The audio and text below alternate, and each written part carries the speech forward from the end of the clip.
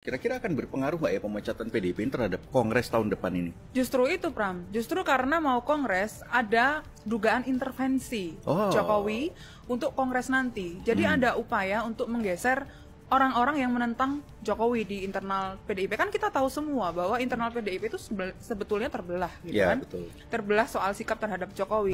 Ada upaya Jokowi masuk lewat orang-orangnya untuk menggeser posisi elit partai di PDIP, yakni lewat sekjen gitu, untuk menggeser sekjen. Oke. Jadi ada musuh dalam selimut di PDIP. Jadi Hasto mengingatkan Jokowi ya. Ya, kalau mau mengambil alih partai ini yang masih dipegang oleh Trah Soekarno, itu bukan di sini tempatnya. Secara garis besar seperti itu. Marah lah di situ, Bro. Siapa yang marah? Pak D lah. Oh, Jokowi.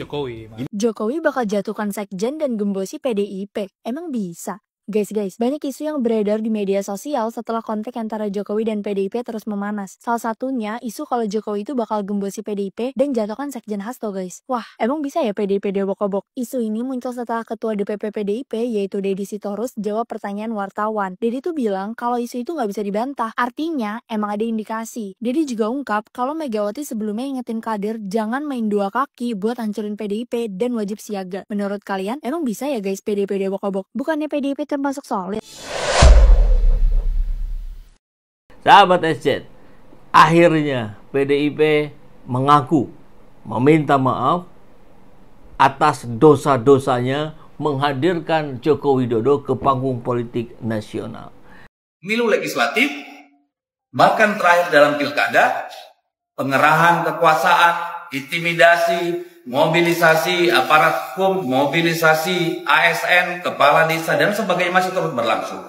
Dan ini tentu kami merasa terpanggil. Kami punya kewajiban moral untuk mengatakan ya bahwa kami juga punya yang namanya tanggung jawab sejarah.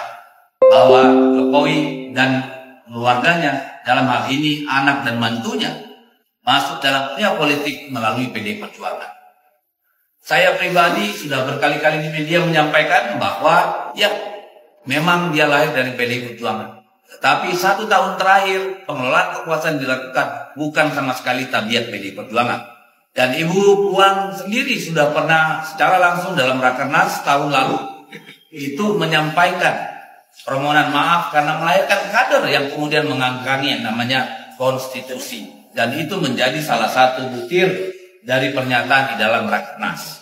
Ya, tetapi berkali-kali juga saya katakan, jangankan kami PDI Perjuangan, mungkin malaikat pun tertipu dengan kelakuan 1 tahun terakhir. Saya kira ini final, saya nggak mau lagi menyebut-nyebut nama itu, dan kami sudah secara partai maupun pribadi menyampaikan bahwa kami ya sebagai institusi politik yang melahirkan seorang politisi ya yang dibesarkan di Gemblek, tapi kemudian berbeda keluar dari koridor nilai-nilai yang disepakati di dalam PDI Perjuangan.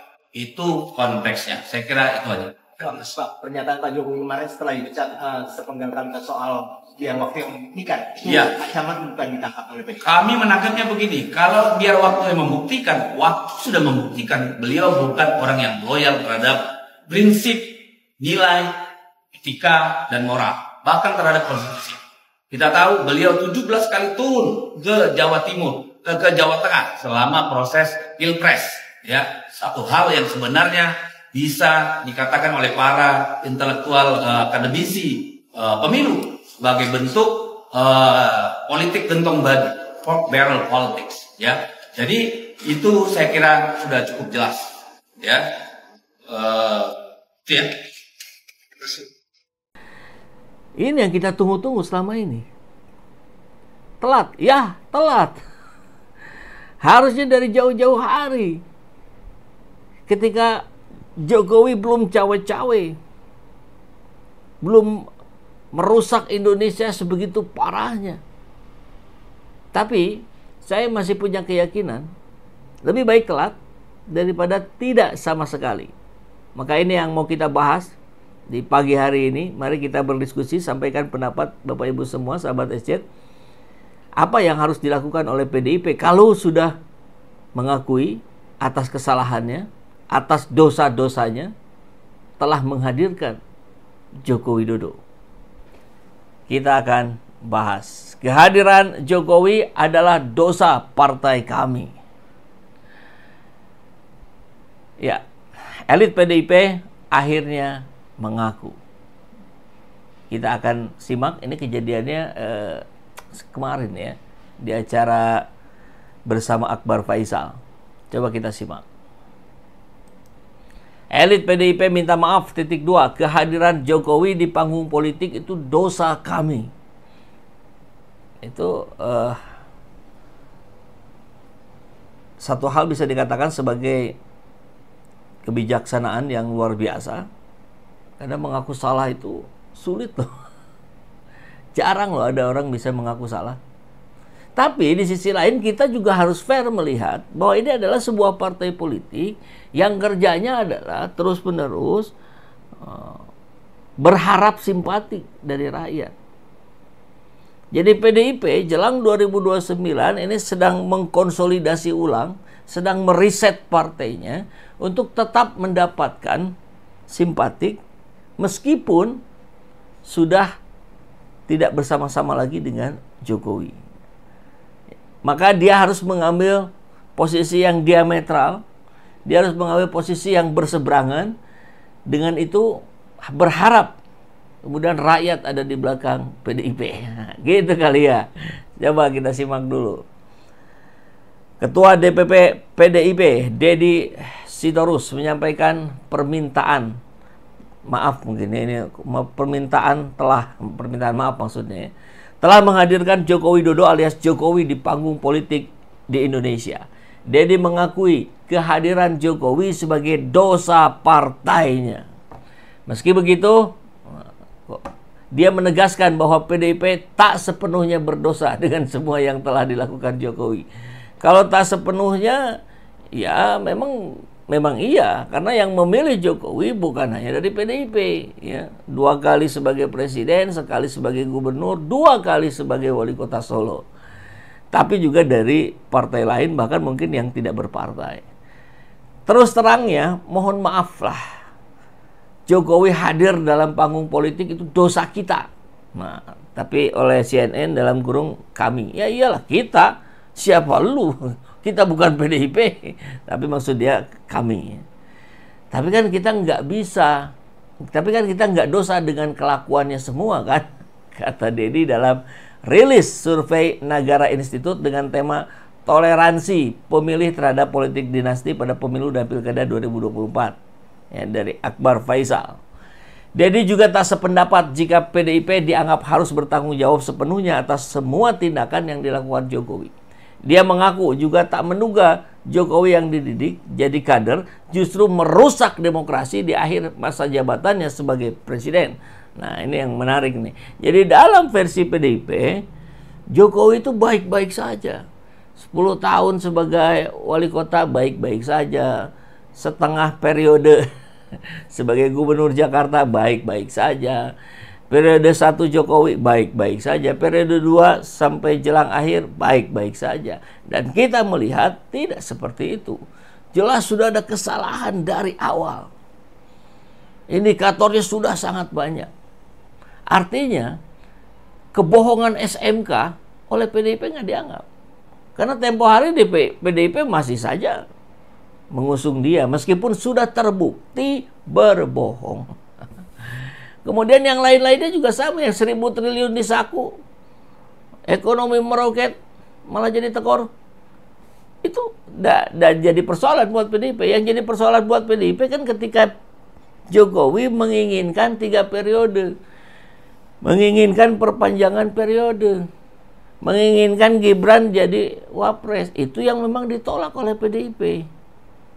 Jadi di sebagian besar lainnya, PDIP tidak merasa berdosa. Nah, ini harus kita tuntut juga ini ke PDIP. Kalau memang betulan mau tobat, PDIP mau bertobat sebagai sebuah partai politik yang tidak mentoleransi cara-cara liciknya Jokowi, ya sampaikan semuanya. Jangan hanya bilang di akhir jabatan saja. Masa kita harus tanggung jawab juga yang benar aja dong, katanya. Kita tanggung jawab dia sama Tuhan, katanya. PDIP merupakan kendaraan politik Jokowi sejak maju menjadi wali kota Solo. Nah, ini udah kita bahas barusan ya. Namun di Pilpres 2024 Jokowi mendukung putranya sebagai cawapres Prabowo dan berseberangan dengan keputusan PDIP. Ini yang membuat PDIP akhirnya resmi memecat Jokowi dan keluarganya telat ya, baru kemarin di bulan Desember awal.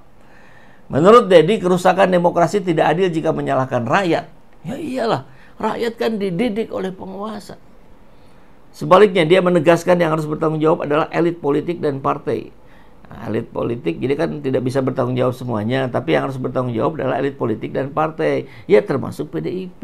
Ya, maksudnya begitu. Siapa yang rusak? Rakyatnya. Ya elitnya lah, calonnya, partainya. Karena apa? Karena memang itu tadi, pelembagaan partai politik itu nggak jalan. Termasuk di PDIP. Pelenggahannya, ya masa ketum terus-menerus, di mana demokrasinya? Di mana kaderisasinya? Dan bukan hanya PDIP, di banyak partai lainnya juga begitu kan. Seolah-olah ingin menjadi ketum seumur hidup. Ya nggak bisa lah. Nggak baik buat demokrasi gitu maksudnya. Problem luar biasa, jadi jangan salahkan rakyat. Dedi mengatakan bahwa masyarakat hanya menganggap bahwa elit tak hadir dalam kehidupan mereka, namun para politik hanya hadir ketika meminta suara mereka. Jadi ini udah disadari oleh Deddy Sitorus. Tapi dia juga nggak bisa ngapa-ngapain. Emang Anda berani menggeser ketum PDIP? Kan nggak mungkin. Paling banter selevel sekjen yang mau dia geser kan. Konon katanya PDIP juga berharap, Jokowi sedang berupaya mengganti sekjen Hasto. Cawe-cawe lagi dong. Lu kan dapat gaji, dapat privilege, masa kita nggak dapat apa-apa? Akhirnya kan orang berpikir seperti itu. Dan memang faktanya begitu. Mana ada wakil rakyat datangi kita di luar menjelang dia pengen suara ya? Oh ada katanya istilahnya tuh apa? Turun ke bawah tuh. Ada lah ya, saya lupa tuh di agendanya di DPR. Ya tapi kan itu ketemu segelintir orang saja, bukan seluruh orang yang memilih dia. Harusnya bertemu dengan semua orang yang memilih dia. Minimal diundangnya begitu. Kita nggak pernah tuh diundang. Saya nggak pernah tuh diundang itu oleh orang-orang yang saya coblos orangnya waktu di Pileg.